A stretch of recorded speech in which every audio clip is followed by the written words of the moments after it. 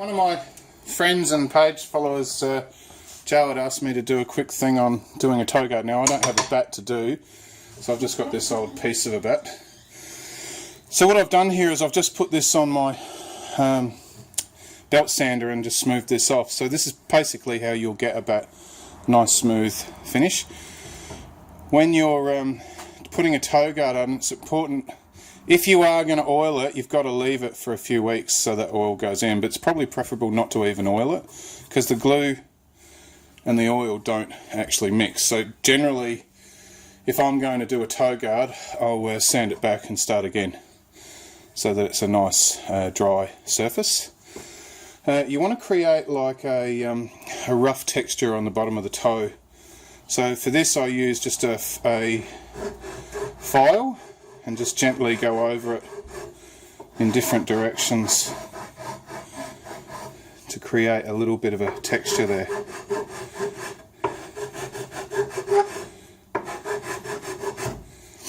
Then I get a rasp, which is here, which is obviously a little bit coarser. This is just a cheap one.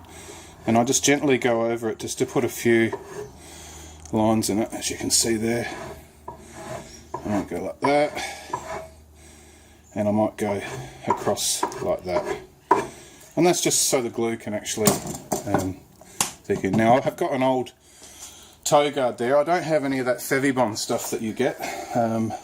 But contact glue is pretty much the same stuff, and I've got some cheap stuff from a cheap shop.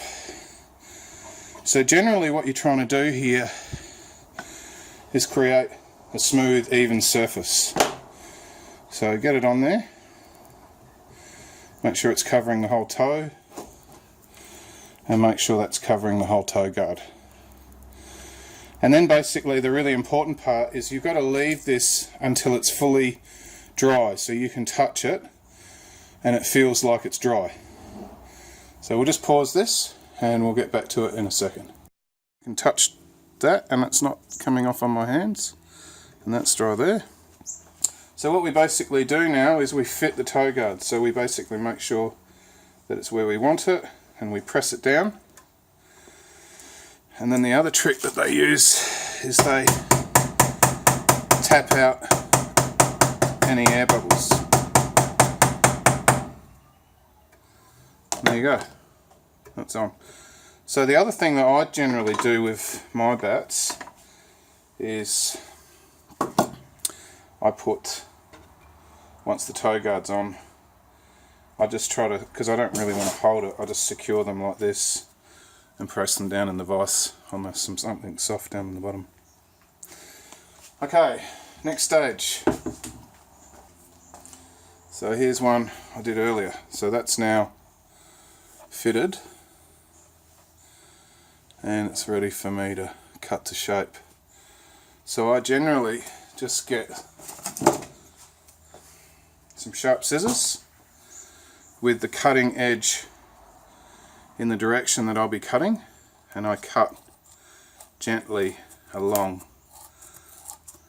the face to make a nice cut, and down at the back here.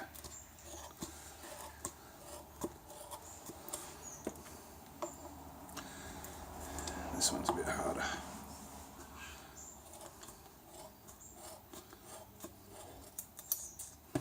Finishing with my last two sides, 1 and 2. Now this particular, if there's any extra you can cut that back. This particular one is actually fitted with a different glue called E6000 gel. It's a much harder glue, you can see there.